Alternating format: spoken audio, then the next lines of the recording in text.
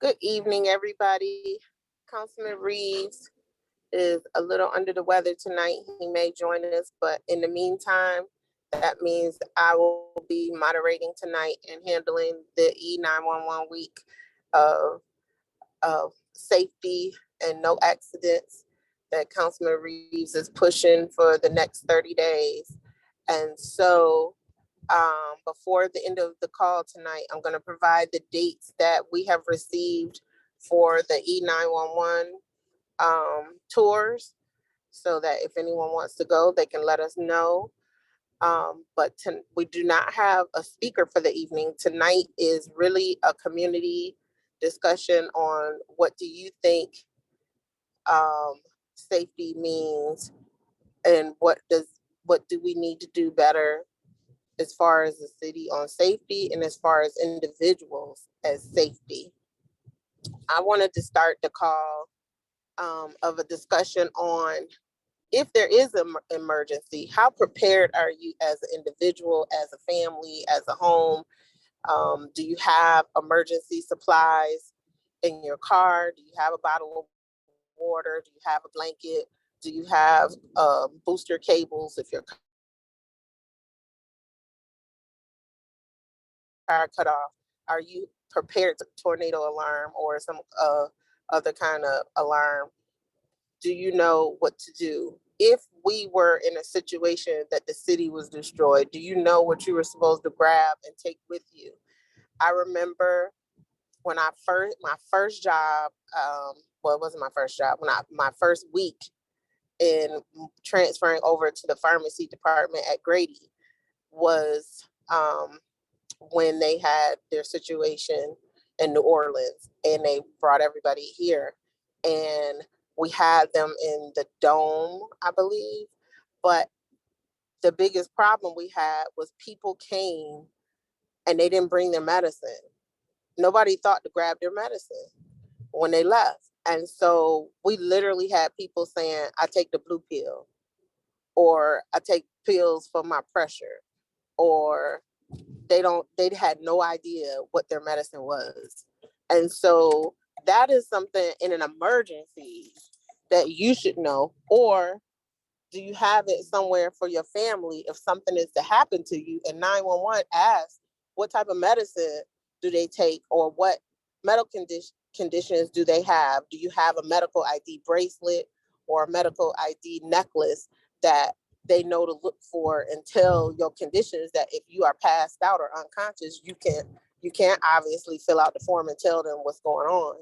And so how many people have anything in place in case of an emergency? Do any of you? Yeah, well, I mean, I know I have medical ID bracelets, but I think that system should be digitized. I mean, in the event of an emergency, I do have a go bag, and I've instructed my family to have a meeting place in case of an emergency. So we have an agreed upon place that we would go to um, if stuff hits the fan. But that type of training needs to be for everyone. I mean, with what's going on in today's society, everybody has to be prepared if things don't go out right. I mean, we nobody's ever discussed the possibility of feet on the ground if we enter in a war, because we've never experienced it. So just preparation as a whole, um, for your household, and then for your community, and then for your city. I think it should, expand up in that way. But yeah, I think there needs to be more training on those type of things.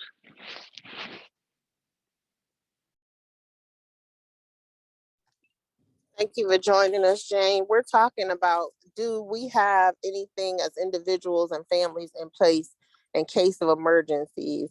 Do you know what to do if you were in an emergency? Do you know how to tell if you were passed out or had to have 911 come get you and you were unconscious? How would you let them know whatever conditions that you have? Do we have a place to go? Like you said, I didn't think about a place to meet, because if something happens, we might be all over the city. So that's a good one. where should you meet? And then that way they know something is wrong if you didn't make it to the meetup place. That's a good Right. one. Then also, people have, like passwords and stuff like that for like kids in case they get separated.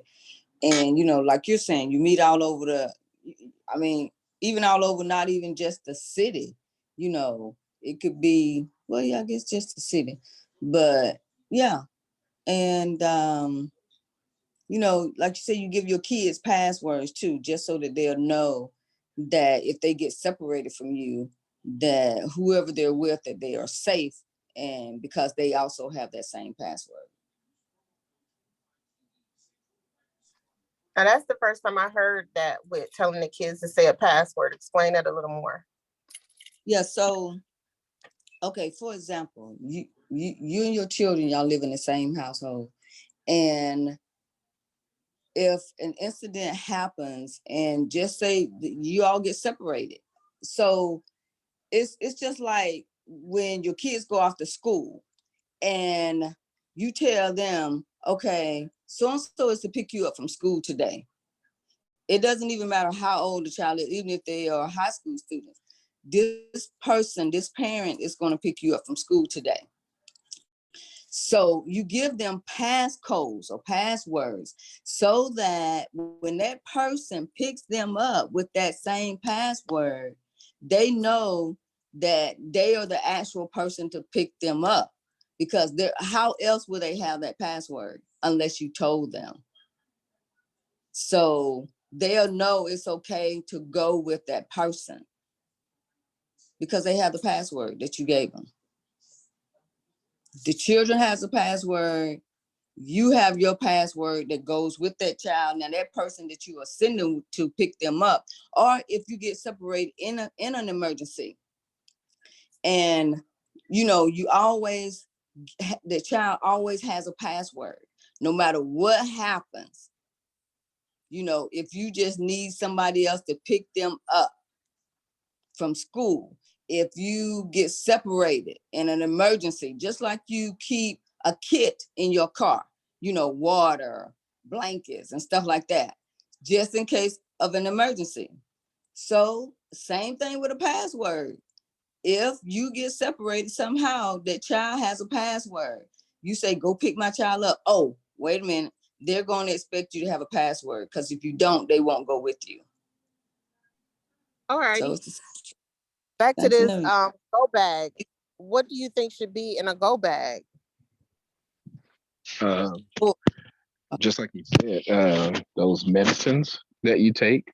So basically, a surplus of the medicines that you take, documentations of medications that you're on, um, water purification tablets, small sewing kit, a change of clothes, a life straw if you're able to get one, um, seeds in case you have to, you know, start something, or and quick things that you can eat, almost like those have you guys ever seen kind of the MREs, like meal replacement bars and those type of things? I mean, granola is always nice, but some of those bars that are like chocolate protein that'll be able to get you full, so that you can separate them, and one bar could feed like four people, those type of things.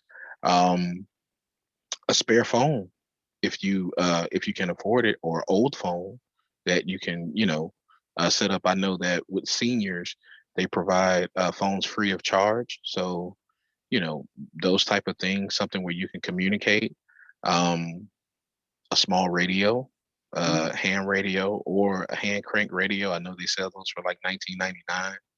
Things for you to be able to communicate, protect yourself, and also provide shelter. So like a small poncho where you can set up like a tent, like one of those smaller type tents, because you never know what the circumstances are and the terrain that you're going to be in. So that bag has to be really, really comprehensive to be able to take care of you and your family. So you may or may not have a weapon in there, whether it's a sharp weapon or it's something that can be discharged. So those type of things, when it's time to go, it's time to go. So you don't have time to, look for certain things, or, you know, for you to canvas your house for things that you may want to take, because you know, if we're falling into that same routine, you know, we want to take everything. Nope, we've already put everything that can fit inside of that bag, and that bag contains everything that you need. So we have to be mindful of what we put in there and how we separate that. Flashlight. Did you say flashlight? Yeah, I didn't, but you're definitely right, Jane. Flashlight is important. You know, eh, all of those things that you can think of, you know, that you would need in a crisis situation. So, because Blanket. yep, you don't have time to look for anything. You need to be able to prepare, and you know that's already together. So you're grabbing it and you're going. We used to have at my church. We had, well, it wasn't just at the church, but I think it was something that Fulton County put on. It was forget what they called it, but they gave us a backpack, and in that backpack it has everything like what you're saying. So when it's time to go, you grab that backpack and you go. And I forget what it was. We even had, I think, some kind of helmet or glasses or something in that bag, but you just grab it and go.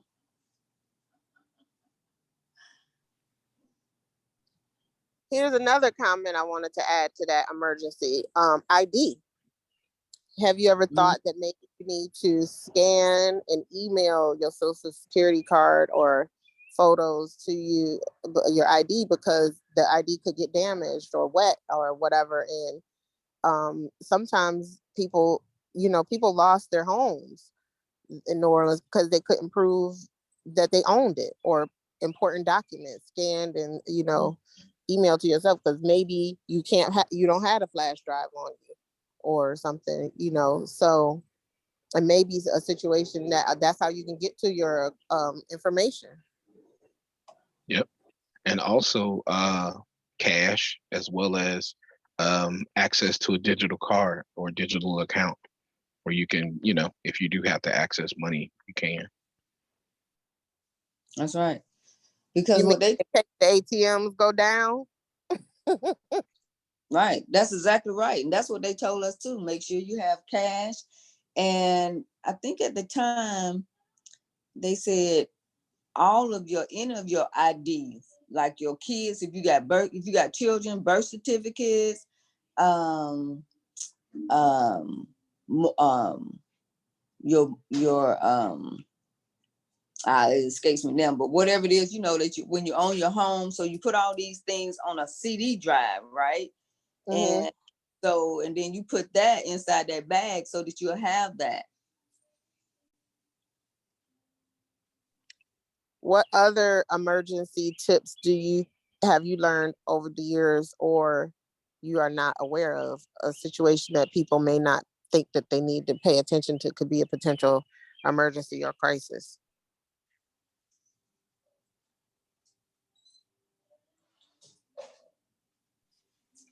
Just like I was saying before, like we've never in America, we've never experienced a situation where there were opposing forces that had boots on the ground in America. If that happens, what will you do? I mean, we've never had to ask that question, but to be prepared for that scenario, like I said, is still important. For those of us that actually have a gun, how often do people go to the gun range and practice? You won't, just because you have a gun doesn't mean you'll hit the target. No, that's right. And you know what? It's funny that you say that, because practice in shooting is important, but practice in disassembly is important. You need to be able to disassemble your gun and reassemble your gun, you know, and know all of the things that you need. You know what I'm saying? Like, for people that, you know, have it and they shoot it and they never clean it, that's bad. That's bad. Because if you're in a situation where your life is on the line, you need the reliability of, you know, that force magnifier that you're relying on. So So if they yeah, don't clean, what happens? It backfires and hurts the shooter. that can happen. It could not shoot. You know, think about it. I know people that pulled out a gun, you know, the old gun, and it had, you know, cruddy, rusty bullets in it. You see what I mean? Like, The gun maintenance is just as important as you being able to shoot, and you being able to know how to carry your gun and know how to properly store your gun and things of that nature. Like all of those things are equally as important. But I think that in this landscape, people are uh, more leaning towards, knowing how to shoot, which is important. But if if you don't take care of the tool that you're using, oh man, that can lead to a very very bad situation.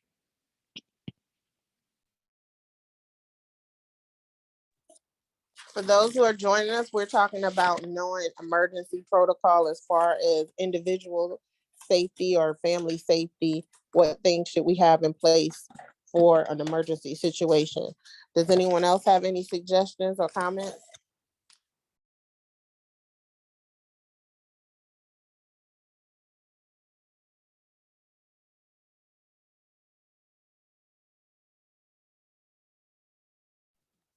All righty. What about in a storm? Do we have generators at the house to help keep the power on? Do we need those?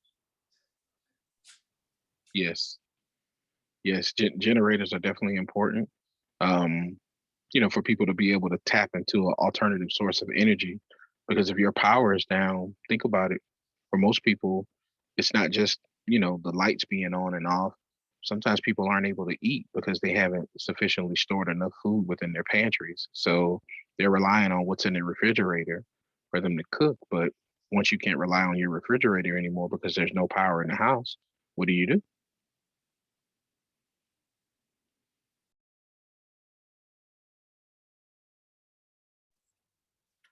What other circumstances do you think people don't always notice our emergency situations or protocols that we need to pay attention to? I mean, a lot of people aren't aware that when storms occur, um, to be able to understand the structure of their house, to know where to, congregate themselves within the house, um, that they can be protected by the structure. You see what I mean? Like you're not supposed to be by the windows, and that's kind of common sense, but you never know what's the most inner portion of your house, and that's probably the safest place for you to be during a storm. Unfortunately, I had a cousin of mine that perished in the storms of Alabama during the tornadoes a couple of years back. And they were in the house, but they were in a part of the house that was just taken away by the tornado, and unfortunately, he lost his life. But I saw a question in the chat: Is solar better than generators? It can be. It just depends on how you have your solar set up. If your solar is, if you're at a point where you're feeding the grid, you can definitely use that solar if you're banking it to, continue to have um, power to the things that you need the most. But remember, if you have that set up and your neighbors are without power and they're down, do you have that infrastructure set up to be able to accommodate their needs as well? Because they're going to be knocking on your door if they see your lights on and your lights are the only lights in the neighborhood. That's a good comment. Never thought about it from that perspective. That if you're the only one with the generator, you the whole community looking for you, especially after days pass. Um, all righty. What's so we've talked about, oh, this is one I don't think we mentioned. Trying to keep your gas tank full. Try not to let your gas tank go under half a tank. Treat that half a tank like your E mark, like the empty mark, your half a tank. Because what if you get stuck in a traffic jam and you obviously your car can't move? Um, what if the gas stops getting delivered and you don't have any gas? Um, it's better to have some than none at all. But not, you should try not to let your tank get down to E if possible. Does anybody else agree with that?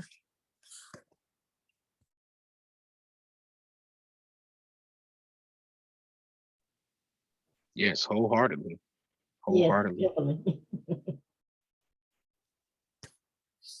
You know, and sometimes we think, well, you know, we don't have the money to live like that. But here's the thing: if you can fill your whole tank, then you could have filled it at a half a tank and kept it at that half a tank if you can pay for a whole tank. And so we have to be mindful with our budget. And I think you are right about putting some money up for an emergency. Do you know, I forgot, but it's a little percent of the amount of people who have $1,000 saved in case of emergency. And the reason they say $1,000 is because most situations can be paid for under $1,000. If your house caught on fire and you had to pay your part of the insurance, that's normally going to be under the $1,000 or $1,000, 500 to $1,000. If you have to your your tire breakdown, or you have to get brakes or whatever, something happens on your car, you have to get it towed or whatever, generally it's going to fall in the realm of under $1,000. Even I just had to get a new transmission, which was almost 2,000, but still, if I had the 1,000 already saved when the emergency hit, I only had to come up with 1,000, not 2,000. And so you're right as far as making a commitment to put it in an account that's not our normal checking account, that the money is coming in and out, and letting it go sit over there. And, you know, maybe $20 a month, $10, whatever you can do is better than not putting something to the side at all for an emergency. Any other examples of things we should be doing in case of emergency? What about fires? I know when I was younger, they used to teach us to have a fire escape plan. Has anybody else ever heard of that?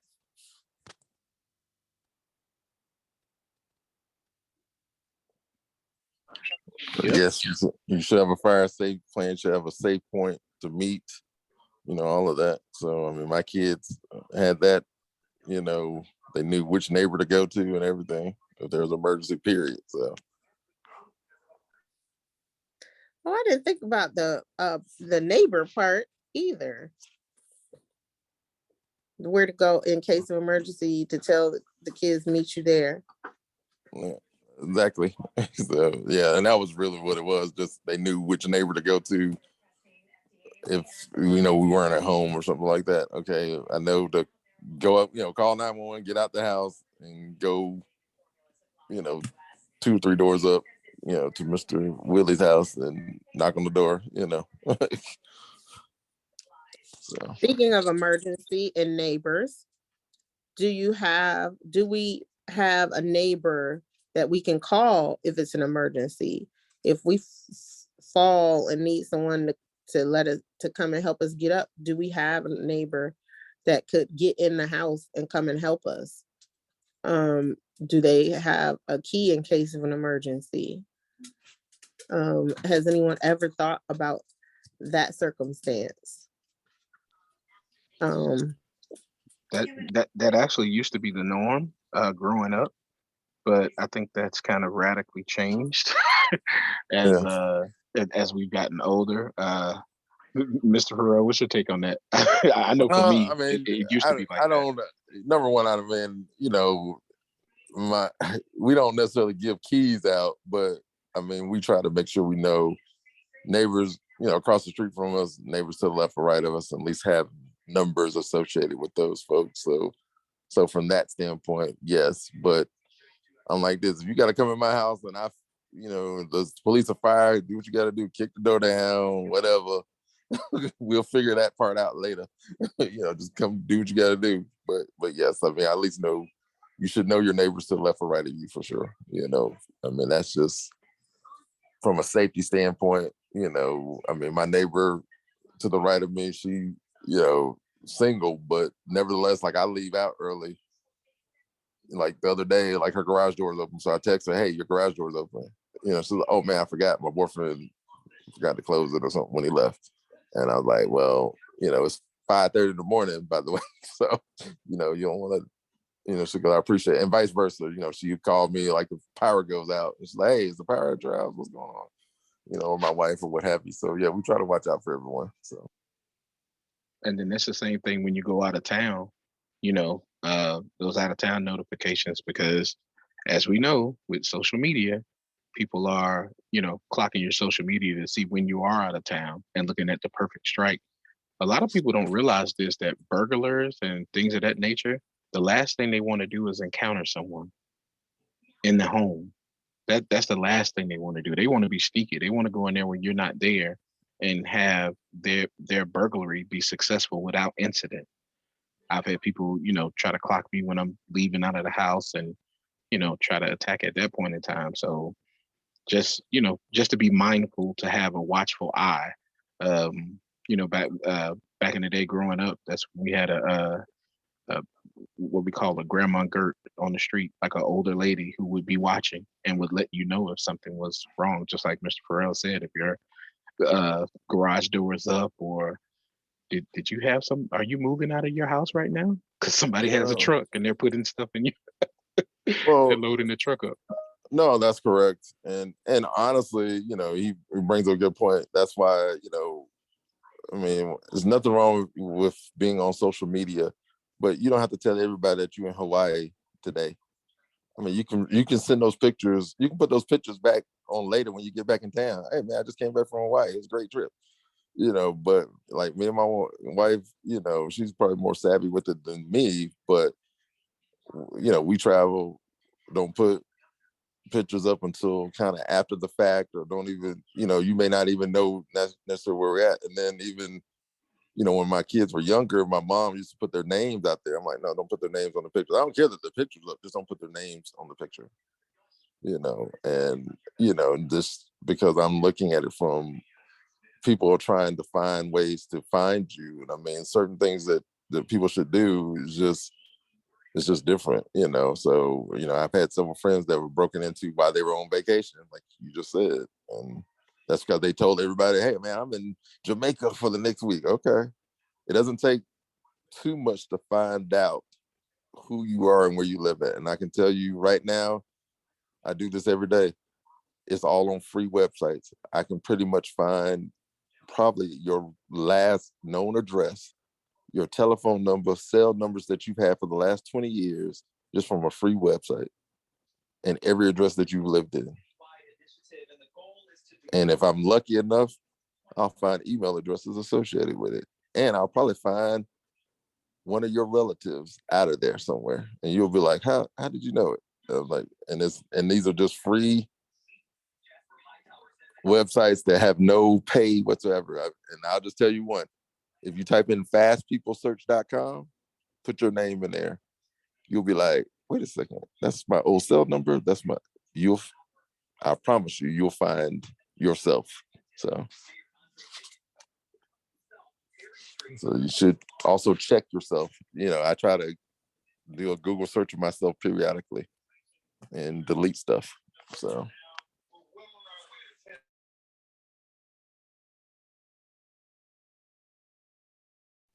So you brought up a new point on online safety that we don't always know how to do or what to do. So first of all, you're saying occasionally just Google your own name and see what's coming up.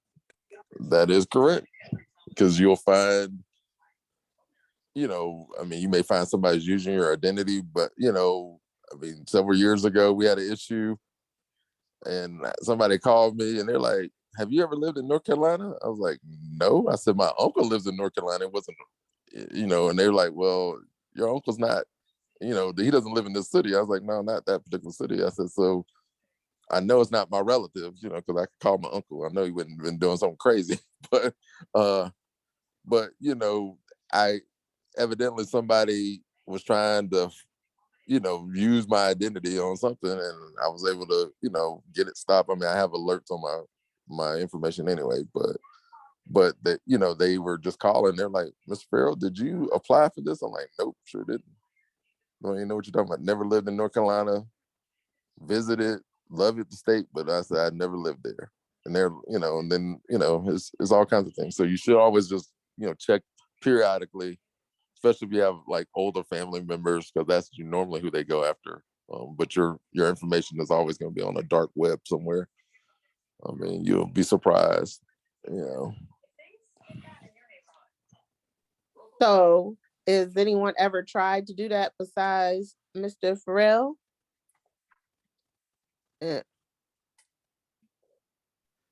Yeah, that's No. part of the business that I work in. So we actually do dark web ID scans all the time. Have you ever found anything on your own name?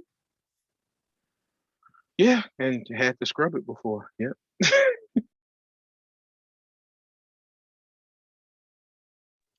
So if someone finds something that is on them online that's not true or whatever, how do they go about getting it off the internet?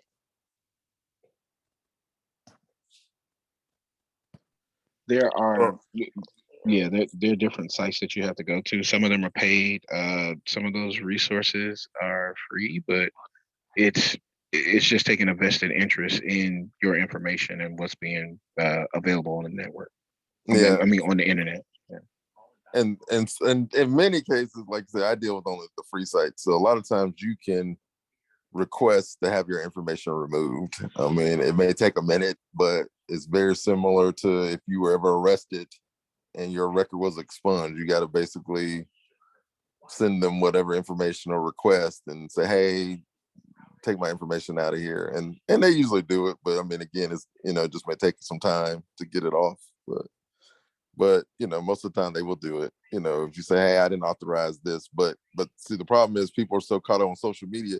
Once your name is out there, it is open to the public. I mean, it's public domain. That's what it's called, public domain. So your pictures, you don't own the rights to your pictures necessarily. I mean, all that stuff, you now open it to the public. So it's, that's Right, why, and I agree. I mean, I don't necessarily like, kids, especially. I mean, I get kids want to be on social media, but try not to use your real name, or at least tell your kids not to use a real name, or use a nickname or something like that. So that way that they're not exposing themselves, because, they got a social security in the card and everything else. Next thing you know, they got credit at 17. And you're like, what are you talking about? They're trying to apply for student loans for school, and they got a credit rating of 500, and they're like, I've never even had these, and because it's happened to some of my friends and their kids, that people were applying Right. for credit and all kinds of stuff because they expose their real name. And it doesn't take much to find you, I promise you. People think it's so challenging. No, it's Right, not. and I definitely agree with you. I'm sorry to jump in, and I came in a little late, but I just want to say, because I was in the chat, but one of the things that I did when my daughters were younger, they're adults now, but this is when,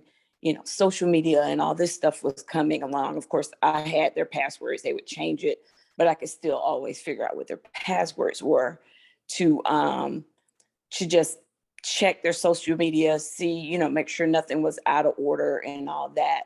But exactly what you said, I'll Google my name. It'll still show up, occasionally, and I'll ask and I'll have that taken off. If I Google my children's name, of course, they're adults now, and, they're dating and all that stuff. But I'll still check the young man's name. I go out and Google him because I want to see what shows up for him. You know what I mean? So it is always good to do that. And some people, may say, well, you go a little overboard. No, I don't, because I'm not like reacting to everything that I see out there, especially when they were teenagers. But I was still keeping an eye on it. And I was still keeping an eye on what was out there on the web. You're not going to catch everything. You absolutely will not catch everything. but I think it's still a good idea to get out there. And I mean, I do work in IT, so, but I still think it's always a good idea to Google your name, Google your children's names, you know, or other people that are close to you. My parents are deceased for almost 7 and 10 years, and I still Google their names just in case, even though everything's closed out with the Social Security Administration and all that, but you just never know. Let's be honest. Last year, how many dead people received stimulus checks since the pandemic? You heard about it in the news on several occasions. Why? Because of some of the same things that everyone's discussed currently. Somebody got their name, address, Social Security number, and they were able to apply for whatever, you know, PPP funds or whatever, and the system didn't catch it like it's supposed to, and they were getting, you know, people were getting mail checks and they were deceased. And so, I mean, you know, income tax checks, all that kind of stuff, it happens every day, so it's not uncommon. But if you just check, you can get rid of most stuff. I mean, there's always going to be something that may be out there. I mean, I get alerts, you know, to say, hey, your information has been exposed to the dark web. But like I said, I have a paid service that I'm like, y'all deal with that, you know, for the most part, because I just want to know that something happened, you know, that y'all checking stuff to make sure that it's not getting exposed. I mean, I just, you know, I bank with one of the largest banks in the country. Got a call 2 months ago, and they said, hey, did you just do a transaction? Did you just try to do a cash app for somebody? And I was like, no. And come to find out, somebody had tried to cash app themselves, you know, and my bank caught it, flagged it, stopped it, locked my card up, everything. It happens every year when I shop around here. Go, you know, me and my wife go shopping. You know, they'll lock the cards up, you know, because they're like, hey, y'all are, what's going on? We saw you spending money over here. Now you're spending money over here. Now you spend like, no, that wasn't us, or that was us, you know. But you just have to check, you know, just be diligent. I mean, it's work. As Mario probably would tell you, I mean, if you got to be persistent if you want it, but it's work. So if you start now, you can figure it out, you know, and just kind of ease into it. But you'll be surprised what you'll find about yourself, as a young lady stated, you know, or someone that you're looking for. You're like, wait a second, they didn't live over there before. Wait, hold on, you know. So I find it the ones who knew about doing the online searches and everything, all of you are affiliated in some way with IT. So what is it that you know it, but no other person that doesn't work in IT doesn't know to do that? What do you think is the problem there? Or how do you think that is happening, that people on the technology side know to do it, but nobody else knows to do it? I mean, you have to well, think about it. We have to be responsible for businesses, and you know the amount of information and the amount of work that hackers put in, and you know bad actors put in order to try to get information. I mean, information is key. They don't stop. They're going every day to try to get your information, whether it's your, just like you said, your credit card numbers, you know, personal information about you. You know, social engineering is one of the most profitable crimes that are out now, because it's considered to be victimless. But the person on the other end that is the victim, they're the ones that have to, you know, you have to do everything to reset your cards. You have to, you know, change your accounts, and you may have, you know, payments linked to those accounts, and the fact that your money is gone, and you have to, you know, go back and, if they are successful, you have to go back and try to recoup those funds. And just like Mr. Farrell said, try to stop those payments where people are trying to, you know, get a reoccurring payment from you. I mean, you got to think about it. People have to be on top of their bank statements. They may charge $1, right? And come back for everything else after they're successful with that dollar. So, you know, staying on top of that, that is something that they teach us, because, you know, the landscape now has changed to, uh, you know, it's not if, it's when for us. So since we know that, you know, we kind of try to do that with our personal data and try to, you know, educate as much as we can, but it's just not a common thing for, you know, normal people to get that type of education. and know about those type of things, because they're coming. They're there.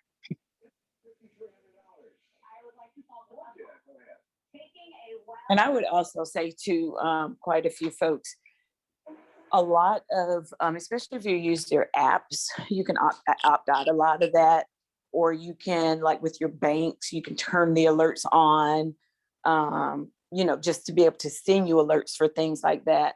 And what I like to do is, family, friends, and, I live around quite a few elderly neighbors. So I make myself available to them because, they want to start using the apps, because it's difficult for them to, to bank these days without using an app or, other things, or even contact the city of South Fulton. I'm finding with this one neighbor in particular of mine that it's just difficult for her to even be able to get any help with that app, or emailing somebody, or texting, or something like that.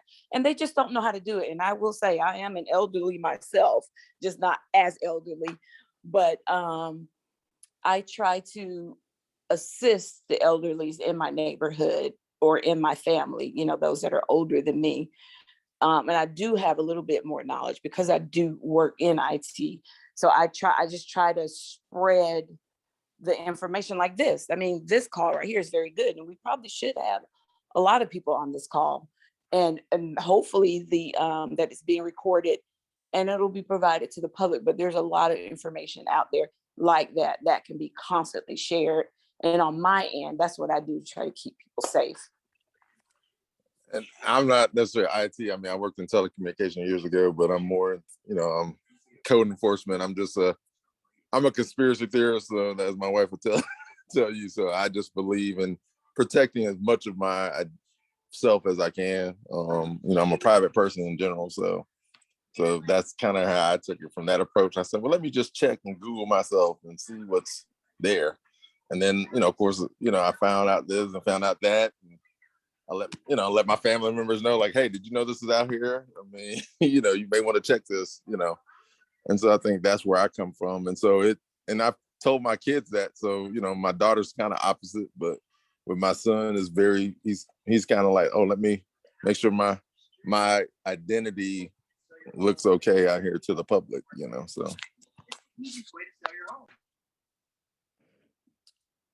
So, as far as the elderly and the technology, we have a senior technology class specifically focused on the phone. So please let them know that they can go and find out how to get some help on learning how to use their phone and their computer. If they go to .org, then they can send a message or find a class. The other thing is Facts to Thrive recently was connected to the South Fulton Senior Centers. And so it's my organization. We are working to schedule regular classes with the 7 facilities around the area. So they and they're free. So they just have to make the effort to go to the class. So that they're going to have locations around Union City, Fairburn, Hateville is going to be over there by the Chick-fil-A and Central Avenue, College Park. So they're going to be around our area. So tell them to go and sign up with one of the senior centers to take the classes. But they are available. Now, we have a couple of comments on the chat that I don't necessarily know the answer, but if someone knows the answer, they can answer. And we'll run down a couple of those. So, are generators better than solar equipment with a battery? Does anybody know that answer? Yes. I mean, nothing against solar power. I mean, yes, we want to be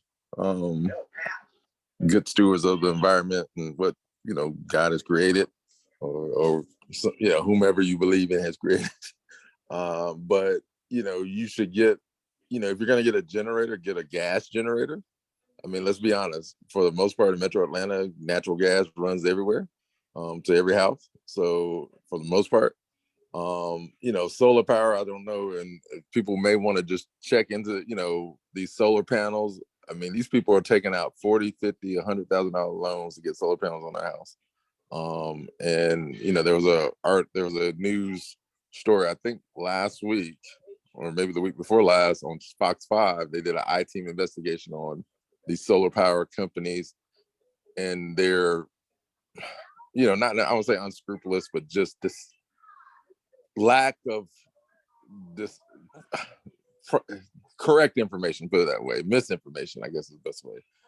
And Georgia Power does that stuff too. I mean, my wife is in, works for, the utilities, but I would recommend getting a gas generator, honestly. I mean, a generator is always good, especially during storms and things of that nature, but gas would probably be the most efficient, economical, just for the fact of, if you already have gas to your house, it's just them, getting a permit, running another gas line, putting a gas generator attached to it. So, well, would it be logical to say if the power is out, an electrical generator is not going to work either?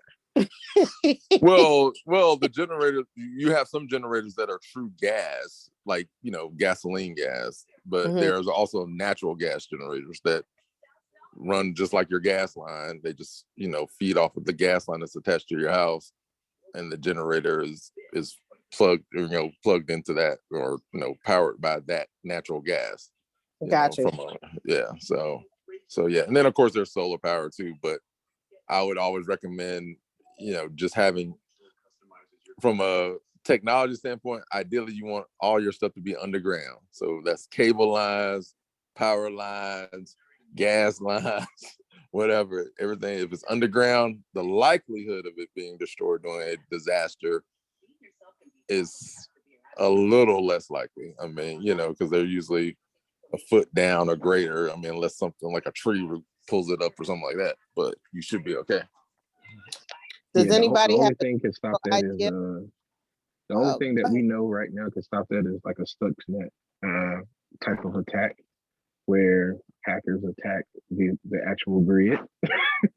So just like Mr. Farrell said, I mean, if you have a gas generator, gas is going to run regardless. And 9 times out of 10, they're probably not going to shut that off. So it'll be something, just like we said before, the people who have them, you'll be able to see them if the power is out, because they'll be the only one with lights on at the house. So we had another question. Does anyone have any idea of what a generator would cost so that someone could save up and prepare to get one on average?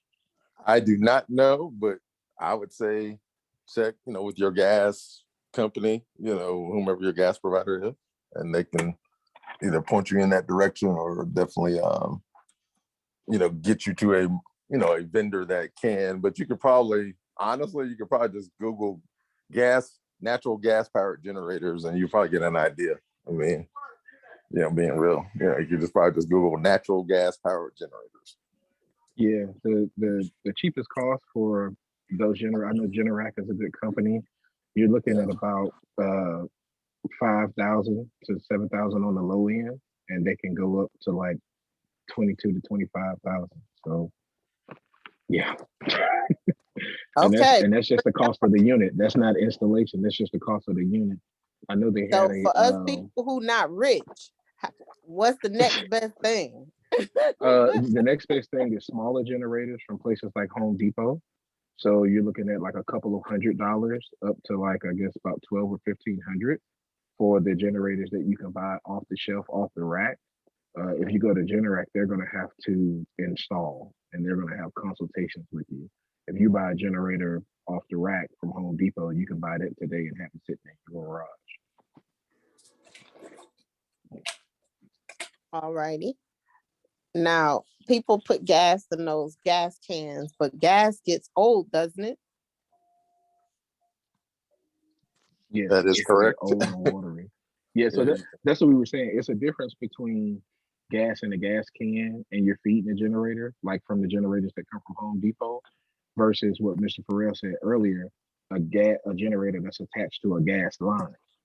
So that's like continuous gas whenever it's needed. So it's actually seamless. So if the power cuts off, it's like what is it, Mr. Farrell, like a 1 minute window where the where the generator kicks in and provides Yeah. power to the house. Yeah. I Yeah, mean, so they it's have timers on instantaneous. them. Yeah, they have timers, so they'll be transparent. It'll just be like you turning your light switch off, a minute delay, 2 minute delay, whatever. And next thing you know, the power flickers and it switches, and that's it. But yeah, natural gas generators that you see that you buy at Home Depot, which are not bad, don't get me wrong. That's what they're designed to be used in an emergency. But remember, you got to store those outside. You got to just like a lawnmower, you can't let the gas sit in there because eventually it's going to get water, just because it's going to settle and things of that nature. And, you got to go through that process, make sure you clean it properly and, keep it kind of maintained. And you can only, you just basically are running electric extension cords to like, oh man, I need to power up my microwave or my refrigerator or freezer or whatever. That's what it is. It's just you basically unplugging that from your outlet in the house or whatever and running a cord to keep your refrigerator from, spoiling all the food that you just have in there in your freezer. So most people put those like on a patio or something like that, their deck, when emergency happens. Like I said, it'll do what it needs to do, but the best thing is to have like a natural gas generator if you can. So it's seamless. So Are there any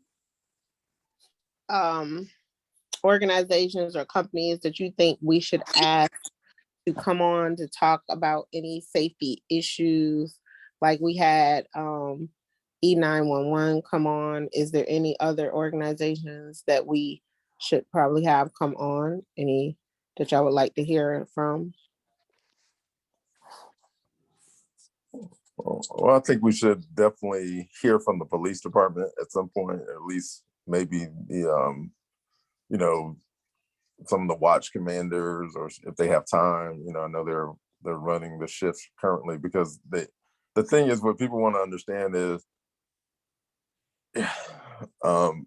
most jurisdictions, and I think even Chief Meadows has stated, they probably have right now in all our town, our city, probably 12 to 15 officers on the street, like patrol car officers, not including SWAT, not including detectives, not including the commanders and all that, special ops, everything. But most jurisdictions, they don't have, it's not like they have a police officer on every, in every neighborhood or whatever. I mean, they really don't. I mean, where I work at, on average, they have about 10 officers, and it's 40,000 people, 38 square miles, not including those other auxiliary services. So it'd be nice to hear from them, what is it that they need from us? Because realistically, we can call all day, we can do all this, but like you heard from the 911 person, hey, don't tell me you're at mile marker such and such. Tell me exactly what you see, what you just passed. And that's important information. That it makes it easier for them to do their job, and try to locate where you're at or what the issue is. And we just have to be more descriptive. So so I would just like to hear from the police department, or some, not necessarily from the community police officers, nothing against them, but really from the true boots on the ground person that is out there during this time of day, like I said, the evening watch commander or something like that, the major or something. So. Okay. Anyone else have any other departments from a safety standpoint that you think should be on here?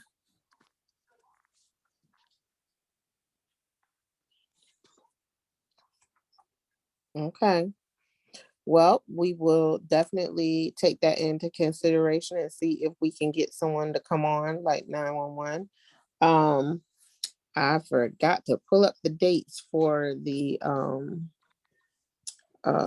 E911 dates, but if any of you would like to attend, then what you can do is let me know if you prefer day or evening, and send me a message to my email, so I can save them on who wanted to go, and I can contact you. Send me your name and number, and I can contact you directly and help go over what the dates are. I don't want to put it out there in the public who won't be home.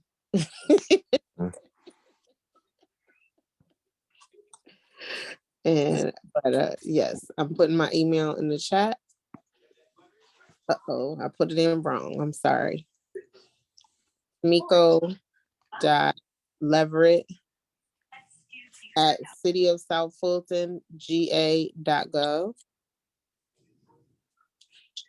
And I want to remind everybody there is a senior health fair this weekend over at Creole Park, 10 to 2.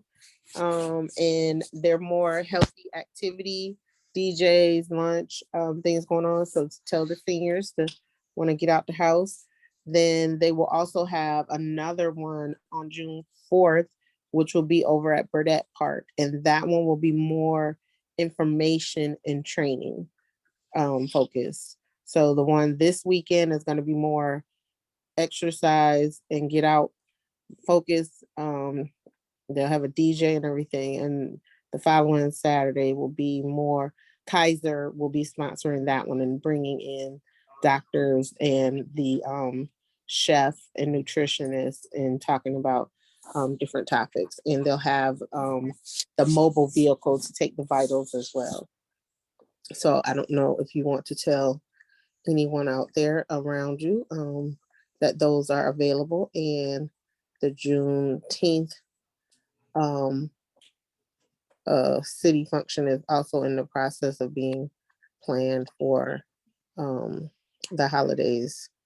This is a holiday weekend, so please, guess what? Be safe on a holiday weekend. And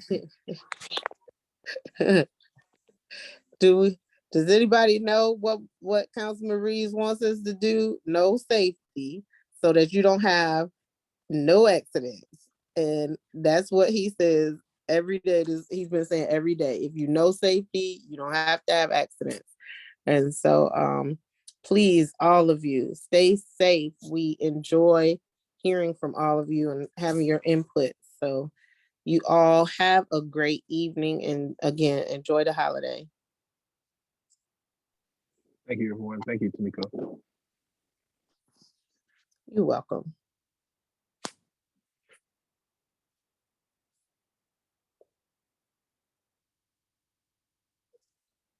Good night.